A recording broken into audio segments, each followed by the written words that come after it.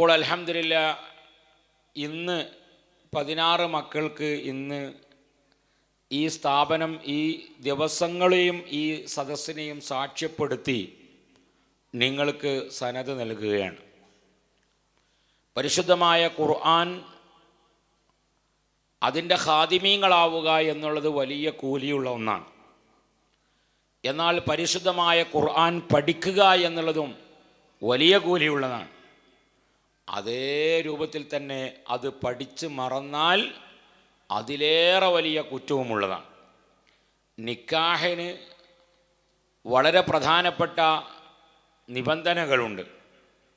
ആ നിബന്ധനയിൽ 1 പുതിയണ്ണ് വേണം, 2 പുയ്യാപ്പള വേണം, 3 മഹർ വേണം, 4 വലിയ വേണം.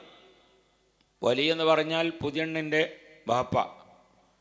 പിന്നെ 5ാമത്തെ ഒരു നിബന്ധന ഉണ്ട്, അത് 2 സാക്ഷികളാണ്.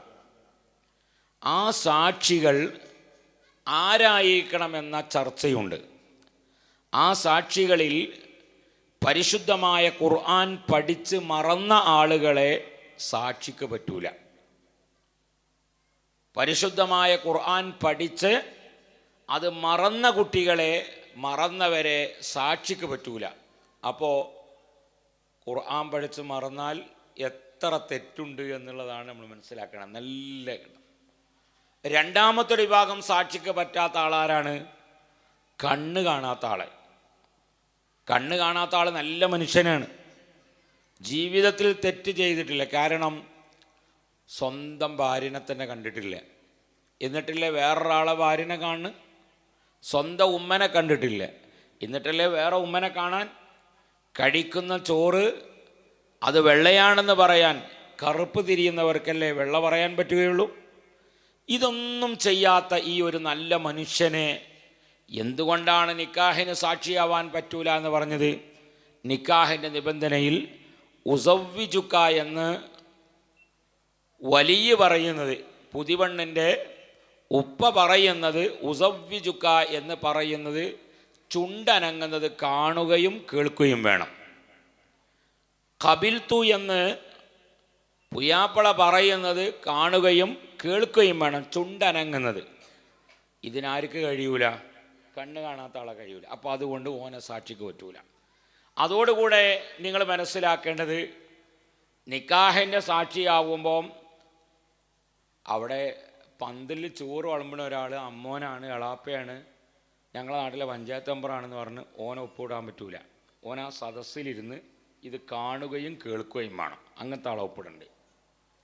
ഇത് പലപ്പോഴും ഒക്കെ ശ്രദ്ധിക്കാതെ പോകുന്ന കാര്യമാണ്. ആരെ? പെണ്ണിൻ്റെ ഭാഗത്തുനിന്ന് ഒരാൾ വരി, ഏതൊരാൾ? പെണ്ണിൻ്റെ ഭാഗത്തുനിന്ന് ഒരാൾ വരി, ആണിൻ്റെ ഭാഗത്തുനിന്ന് ഒരാൾ വരി എന്ന് പറഞ്ഞാൽ വിളിക്കും. നോ, പാടില്ല.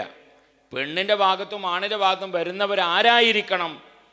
ഈ സദസ്സിലിരുന്ന് ഇത് കാണുകയും കേൾക്കുകയും ചെയ്യണം. അല്ലാതെ എല്ലായിടത്തും പോയി ഇങ്ങനെ ഒപ്പിടുന്ന സ്വഭാവം ഉണ്ടാകാൻ പാടില്ല.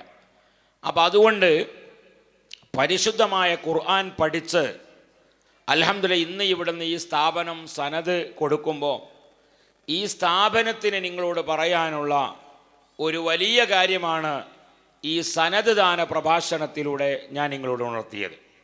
അതുകൊണ്ട് ഒരിക്കലും ഈ രംഗം വിട്ടുകൊണ്ട് ഒരിക്കലും മറ്റൊരു രംഗത്തിലേക്ക് പോകുന്ന ഒരു അവസ്ഥ ഉണ്ടാവാൻ പാടില്ല. അങ്ങനെ വന്നാൽ നിങ്ങൾ സമൂഹത്തിനോട് വലിയ ബാധ്യതയുണ്ട്, അല്ലാഹുവിനോട് വേറെ ബാധ്യതയുമുണ്ട്.